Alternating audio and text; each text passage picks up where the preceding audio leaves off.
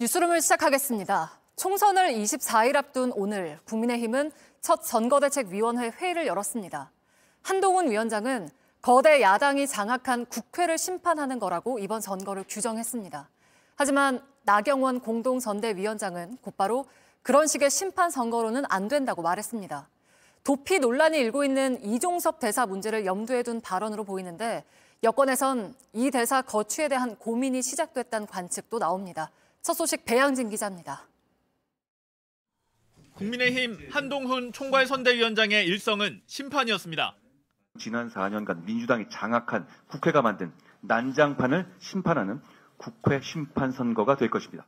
이재명 대표의 민주당과 조국혁신당의 연대는 대한민국을 후진시키는 범죄 연대라며 국민의힘은 미래 전진 세력이라고 했습니다. 국민들께서 선택하신 정부가 제대로 일할 기회 한번 안 주고 대통령 탄핵을 입에 올리는 것이 정상적인지 저희는 묻고 싶습니다. 하지만 회의에 함께 참석한 나경원 공동선대위원장은 심판 선거로는 국민의 마음을 얻을 수 없다고 했습니다. 우리가 말하고 싶은 이야기가 아니라 국민이 궁금해하는 이야기를 해야 될 것입니다. 선대위가 어려운 결정을 피해선 안 된다고도 꼬집었습니다. 최상병 사건 피의자 이종섭 주 호주 대사의 도피성 출국 논란, 황상무 시민사회 수석의 회칼 테러 발언 등을 염두에 둔 걸로 풀이됩니다. 실제 여당에선 이종섭 대사 도피 논란에 지도부가 나서야 한다는 목소리가 커지고 있습니다. 어제는 서울 마포을 하문경, 안양 동안갑 임재훈 후보 등 9명이 이 대사를 향해 자진 귀국해 수사받으란 입장문을 내기도 했습니다. 격전지 후보일수록 이런 요구는 더 커지고 있습니다. 당 지도부 등 여권에서 논란이 잦아들고 있지 않은 이 대사의 거취를 두고 논의가 시작됐다는 관측도 나왔습니다. 나경원, 안철수 위원장은 회의를 마치고 이 대사 관련 질문을 받자 한 위원장이 말할 것이라고만 했습니다. JTBC 배양진입니다. 민주당도 오늘 후보자 대회를 열었습니다.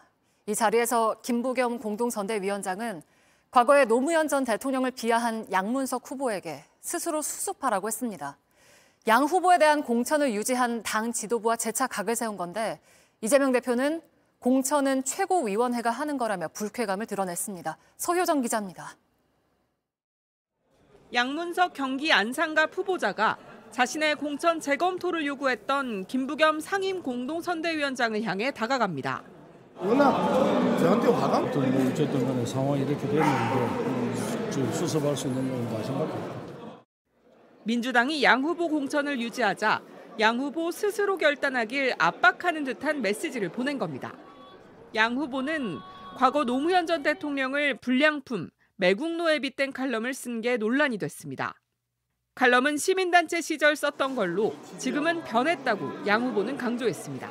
손흥민 축구가 계속해서 진화하던 것처럼 양문석의 정치도 조금씩 진화하고 있다는.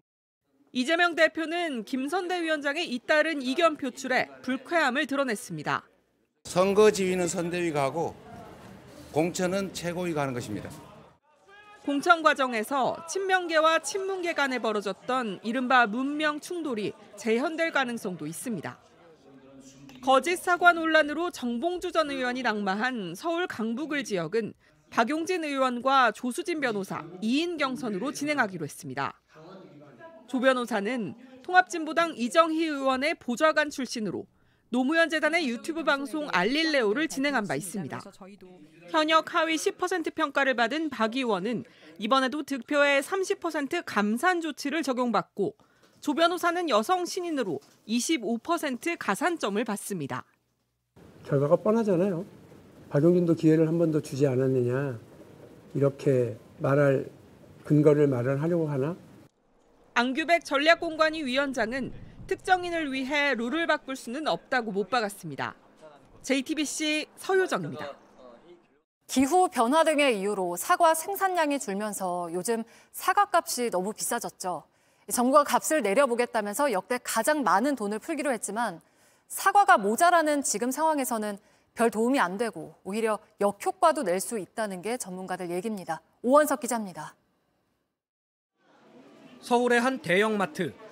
주말 장을 보러 나온 쇼핑객들은 사과 할인 행사가 반갑습니다. 전번 달보다는 좀 싸진 것 같아요. 그래서 지금 하나 구입을 했거든요. 이 정도면 2만 원 같거든요. 근데 이게 11,000원이니까 조금 내리는 기분이 들어요. 사과값 폭등에 정부는 농산물 납품 단가 지원 규모를 기존 204억 원에서 960억 원까지 확대하기로 했고, 이에 따라 사과 유통업체는 1kg당 4,000원까지 지원금을 받게 됐습니다. 그런데 공급을 늘릴 방법이 없는 상황에서 돈을 쏟아부어 납품 가격만 내리는 정책은 오히려 가격 안정화에 걸림돌이 될 거란 지적이 나옵니다. 실제로 대형마트 3사의 지난 1, 2월 사과 매출은 딸기와 귤에 이어 3위에 올랐습니다.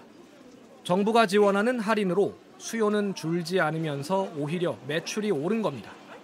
전문가들은 여론만 의식해 예산 지원에만 집중하면 수요와 공급이라는 시장 원칙이 흔들릴 수 있다며 다른 대책도 함께 찾아야 한다고 지적합니다. 사과가 당장 부족할 그런 상황이기 때문에 다른 지원책도 이제 존재를 해야 되는 거죠. 저장 비율을 좀 확인을 한다든지 사과를 해외에서 수입해오는 방법들도 고려를 해봐야 될 겁니다. JTBC 오원석입니다.